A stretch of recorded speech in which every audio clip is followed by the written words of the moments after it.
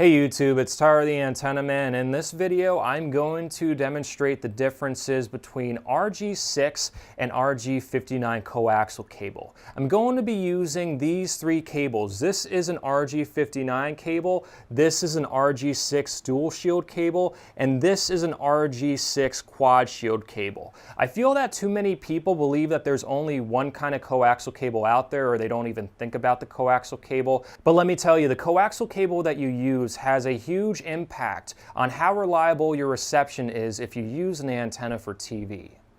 This white cable is a cheap RG59 coaxial cable that commonly comes with junk antenna models that I tell people not to buy, but they buy them anyway. This is an example of one, this is an example of one, and this is an example of one. A lot of times people buy these antennas thinking that they'll save money compared to buying a better, more robust model, and on top of not having a good antenna, they have a junk cable that pretty much kills their signal. RG59 cable isn't shielded as well as RG6, but a lot of times the center conductor is made of copper-clad steel instead of solid copper. Copper-clad steel doesn't conduct as well as solid copper and is more prone to signal loss. This can also cause problems if you're using a preamp or the antenna has a preamp built into it. The copper-clad steel simply cannot carry the voltage needed to power the preamp up at the antenna. These two cables are RG6 cables. This one here is an RG6 dual shield cable. It's insulated a lot better than the RG59 cable and uses solid copper as a center conductor. This is an RG6 quad shield cable. So it's insulated a little bit better than the dual shield cable, but overall both of these are much better than the RG59 cable. You can better see the size of the center conductors and shielding with this picture taken from the side when the cables are prepped for compression fittings. You'll note that there's very little shielding in the generic RG59 cable, while the RG6 dual shield cable has a decent amount of shielding to protect the center conductor from signal loss and interference, and the RG6 quad shield cable on the right has even more shielding than the RG6 dual shield cable in the middle.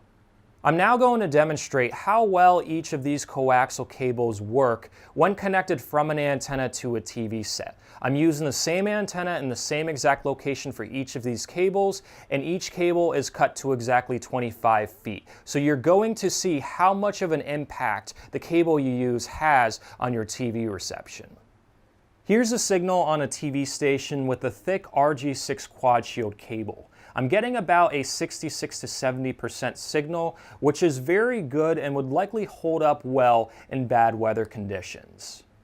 When I switch to the RG6 dual shield cable, the signal drops about 5%, which could have an impact on the reception of a certain station depending on how weak the signal is.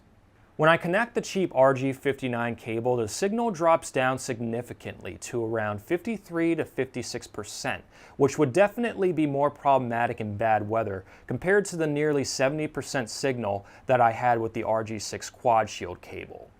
Most of you can clearly see the difference between these three cables and the signal loss, but some of you may say, what does it matter if I get a 70% signal or a 55% signal? I still get a solid, crystal clear picture. Well, as it turns out, I gave these cables the benefit of the doubt because the tuner I use that shows the percentages on the TV set does a very good job decoding weaker TV stations. The TV set itself does not do a good job, hence why I use that tuner not only to demonstrate the signal percentages for you guys, but to watch TV on my own time. So I'm going to test out these cables now on the tuner behind me to show you the difference with these cables if you had a TV set that doesn't have a good tuner that may have problems decoding weaker TV stations. This is a topic I talked about in a prior video, but I'll refresh it just for those of you that are not aware. Some TV sets do a better job decoding weaker stations than others. So I'm going to test out these cables on a TV set that I know doesn't do a good job with weaker stations to show you the situation you may be in.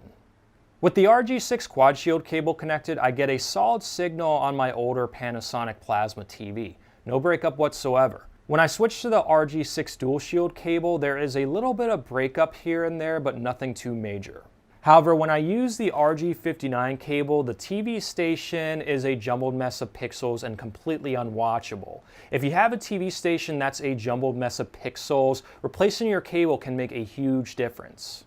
You can clearly see the difference between using a quality RG6 quad shield cable and using a junk cable that came with a cheap antenna I told you not to buy, or a cable that you purchased for $5 at Walmart. The difference truly is night and day. I've been in many situations where I've installed antennas that need a 25 to 50 foot coaxial cable run, and because I use a quality RG6 quad shield cable, there's such little signal loss that I don't even have to use a preamp up at the antenna. The people get all their stations in fine.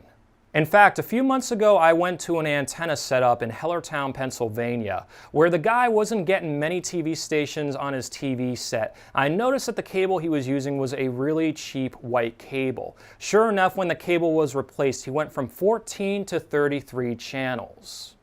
I attached a link to various recommended RG6 quad shield coaxial cables in the description of this video for those of you that are considering replacing your current cable that's going from the antenna to your TV sets. Thanks again for watching this video, and if you're on Facebook, be sure to like my page at facebook.com/antennamanpa. Thanks again for watching, subscribe to my channel, and have an awesome day.